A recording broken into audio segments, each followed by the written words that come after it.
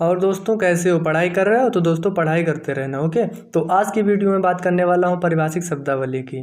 तो दोस्तों टर्मिनोलॉजी है हमारी, जो हमारी भेड़ पालन, मुर्गी पालन, ठीक है, इन सारे जितने भी मैंने पालन पढ़ाए इनमें से जो मोस्ट इंपॉर्टेंट थी, जो हमारे यूजी एंट्रेंस एग्जाम में तो यहाँ से 1 या 2 क्वेश्चन तो हर बार पूछे ही जाते हैं और बोर्ड में भी पूछा जाता है और ये खासकर वाइवा में पूछ लेते हैं।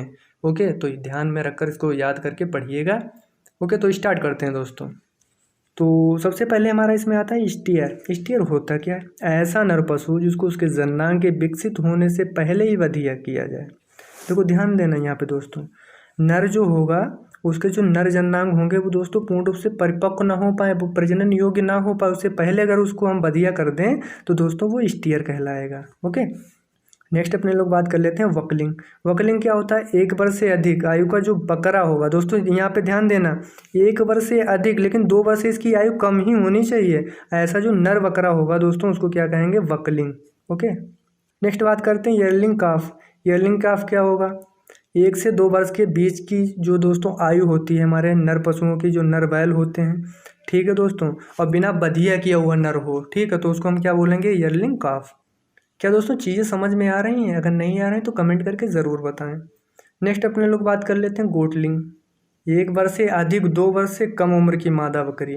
मतलब दोस्तों ऐसी मादा बकरी हो जो जिसकी आयु कितनी होनी चाहिए? 2 वर्ष से कम और 1 वर्ष से अधिक, ऐसी जो मादा होगी उसको क्या बोलेंगे? गोटलिंग। नेक्स्ट दोस्तों बात करते हैं वोर। वोर और सोव दोस्तों, ये चीज़ यहाँ पे ध्यान रखना, ये दोनों जो शब्द होंगे वो हमारे स्वरों में यूज़ किए जाते हैं, तो ध्यान में रखिएगा। बोर होगा वो नर के लिए और सोव होता है दोस्तों मादा के लिए। ये चीज़ क्लियर हो गई? ओके, अब बात कर लेते हैं वोर की। बिना बधिया किया हुआ पौड़ नर। दोस्तों प्रौढ़ नर क्या होता है? जो जननांग, मतलब जिसके जननांग हो वो विकसित हो जाए, पूर्ण रूप से परिपक्व हो जाए, ठीक है, तो ऐसा जो नर होगा दोस्तों उसको वोर कहा जाएगा, जो सुअर नर होगा। नेक्स्ट बात करते हैं सोव। सोव क्या होता है दोस्तों? जो प्रौढ़ मादा होती है वो प्रजनन योग्य हो जाएगी, उसके जननांग परिपक्व हो जाएंगे, तो ऐसी जो प्रौढ़ मादा सुअर होती है वो प्रजनन के लिए प्रयोग किया जाता है, मतलब उसका जो प्रजनन योग्य हो जाए तो उस सोव जो शब्द होगा उसके लिए ही प्रयोग किया जाता है। ओके, नेक्स्ट बात कर लेते हैं सिग्गी। सिग्गी क्या होती है? लैंगिक परिपक्वता के बाद बधिया किया गया नर भेड़ सिग्गी कहलाता है। लैंगिक परिपक्वता के बाद बधिया किया गया नर भेड़ सिग्गी कहलाता है, मतलब उसके लैंगिक जो नर जननांग हो पूर्ण रूप से परिपक्व हो जाए, अगर ऐसा भेड़ हो, ठीक है, उसको हम बाद में अगर बधिया करें परिपक्व होने के बाद में नर जननांग, तो वो क्या कहलाएगा? सिग्गी। ओके, अब बात कर लेते हैं लैविंग। लैविंग क्या होता है? मादा भेड़ में जन्म देने की जो क्रिया होती है दोस्तों, हर एक बारे में मैंने बताया था जब पिछला वाला जो हमारा लेक्चर था भेड़ वाला, तो दोस्तों उसमें जब पढ़ा रहे थे तो मैंने बताया था कि जो लैम्बिंग होती है, जो मादा भेड़ देती हैं, जो बच्चा अपना देती हैं, ठीक है, उस क्रिया को क्या बोलते हैं? लैम्बिंग। तो वहाँ पर भी बताया, यहाँ पर भी। और दोस्तों एक बात आप लोगों को और बता दें, अगर दोस्तों मैंने जितना भी मैं पढ़ा रहा हूँ और आने वाले वीडियो जितने भी आ रहे हैं, दावा करता हूँ शून्य से शिखर पर ले जाने का दावा है पक्का दोस्तों। कहीं ना कहीं आप लोगों को जितना बता दूँ, अगर पढ़ लोगे तो कहीं ना कहीं आप लोगों को अच्छी यूनिवर्सिटी में एडमिशन ज़रूर मिलेगा, ठीक है। और टारगेट तो मेरा बोर्ड का भी है, लेकिन मेन टारगेट है दोस्तों कहीं ना कहीं आप लोगों का एडमिशन अच्छा होना चाहिए। नेक्स्ट बात करते हैं नोगेट। नोगेट क्या होता है? 1 वर्ष से कम उम्र की भेड़ जो कि मटन के उद्देश्य से रखी जाती है, मतलब दोस्तों ऐसी जो हमारी भेड़ हो जिसका हम उपयोग मटन के लिए किया जाए, ठीक है, तो उसको क्या बोलेंगे? नोगेट। ओके, मतलब मटन उद्देश्य से रखें। गमर क्या होता है दोस्तों? समझ लेते हैं। 1 भेड़ जिसके सारे कृंतक दांत गिर गए हों। तो सबसे पहले समझ लो कृंतक दांत क्या होते हैं। दोस्तों आप लोगों ने हाथी तो देखा ही होगा, अगर हाथी देखा होगा तो उसके जो 2 आगे जो दांत सामने निकले होते हैं, ठीक है, वो कृंतक दांत होते हैं। इनका कार्य क्या होता है दोस्तों कृंतक दांतों का? वो जैसे चीरना फाड़ना होता है, जैसे हाथी होते हैं जैसे, या अपने लोगों के जो कृंतक दांत होते हैं, अगर गांव से होंगे तो गन्ना आप लोगों ने तो खाया होगा, गन्ना खाया होगा, तो उन्हीं दांतों से कृंतक दांत होते हैं, उससे गन्ना को फाड़ते हैं, तो वो होते हैं दोस्तों कृंतक दांत। अगर किसी भी दोस्तों भेड़ है, ठीक है, उसके सारे कृंतक दांत गिर जाएं तो वो क्या कहलाएगी? गमर कहलाती है। ओके, नेक्स्ट अपने लोग बात करते हैं स्वाइन। स्वाइन शब्द दोस्तों ये यूज़ किया जाता है सामूहिक रूप से सुअरों के लिए, जो उनका ग्रुप होता है, जो झुंड बना के रहते हैं, ठीक है, तो उस जो शब्द होता है वो झुंड बनाया हुआ जो सामूहिक रूप से, तो वो किसका यूज़ किया जाता है? स्वाइन शब्द का यूज़ किया जाता है। ओके, नेक्स्ट अपने लोग बात कर लेते हैं पिग। पिग का मतलब होता है 4 माह से कम उम्र का पालतू सूअर।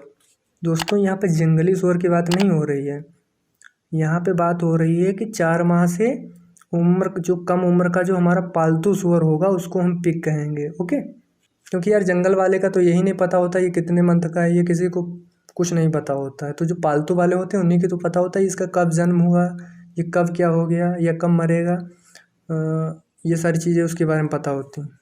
नेक्स्ट अपने लोग बात कर लेते हैं फैरो।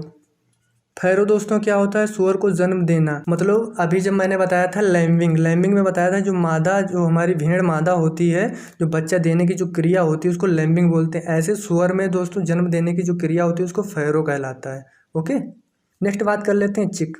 जो दोस्तों हमारे चिक शब्द होता है, पहली बात ये यूज़ किया जाता है दोस्तों हमारे मुर्गी पालन में। ओके, नर या मादा जो चूजे हों, ठीक है दोस्तों, नर या मादा जो चूजे होते हैं उनको हम चिक कहते हैं। अच्छा, इनकी आयु की बात कर लेते हैं। आयु मतलब 0 से 8 सप्ताह तक की होनी चाहिए।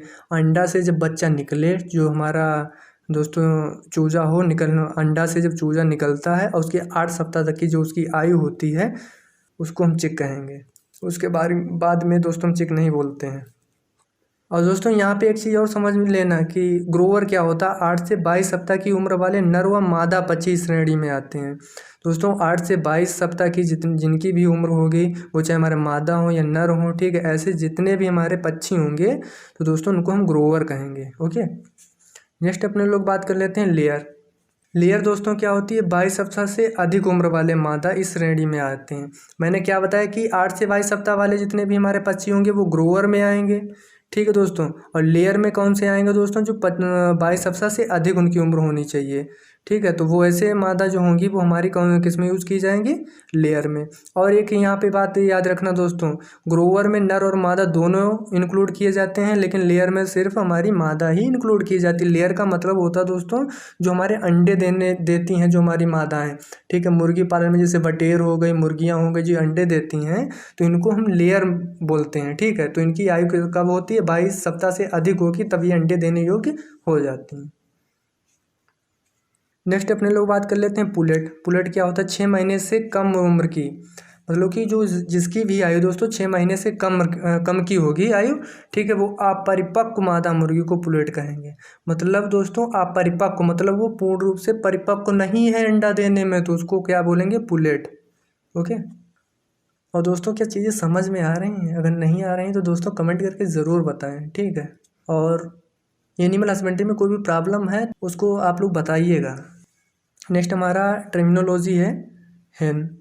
6 महीने से अधिक आयु की जो मादा मुर्गी होती है जिसका उत्पादन शुरू हो गया हो तो वो हेन कहलाती है। अभी दोस्तों मैंने क्या बताया था, पुलेट में जो मादाएं हमारी होती हैं अपरिपक्व हों, जो अंडा देने योग्य ना होती हैं तो उनको हम पुलेट कहते हैं। जो हेन किसको कहोगे, जो हमारी 6 महीने से अधिक आयु की हमारी मुर्गियाँ हो जाती हैं, जो अंडा देना शुरू कर देती हैं, ठीक है, तो वो क्या कहलाती हैं, हेन। नेक्स्ट अपने लोग बात कर लेते हैं कोकरेल। कोकरेल क्या होता है, 8 सप्ताह से अधिक परंतु 6 माह से कम आयु की जो नर मुर्गी होगी। देखो यहाँ पे दोस्तों हमने बात क्या की है कि 8 सप्ताह से तो अधिक हो लेकिन 6 माह से कम आयु की जो मुर्गियाँ होंगी, ठीक है। और कौन सी मुर्गियाँ होंगी, वो नर मुर्गियाँ होंगी, उनको हम क्या बोलेंगे, कोकरेल।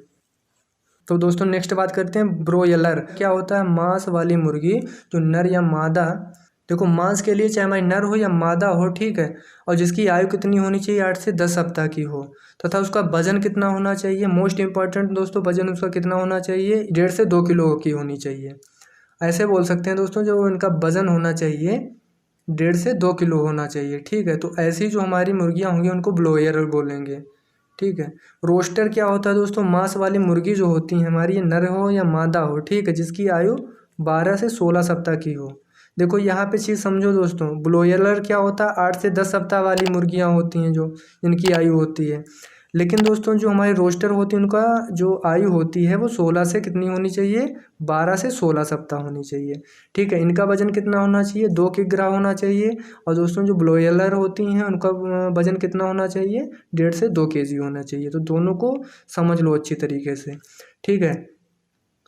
तो दोस्तों जो रोस्टर होती हैं, अगर उनका जो जिनकी आयु 12 से 16 सप्ताह की होती है तो उनका वजन कितना हो, 2 किलोग्राम हो, तो ऐसे जो होंगे उनको रोस्टर कहेंगे। ओके दोस्तों, प्लीज़ लाइक और शेयर कर दिया करो, बहुत मेहनत लगती है।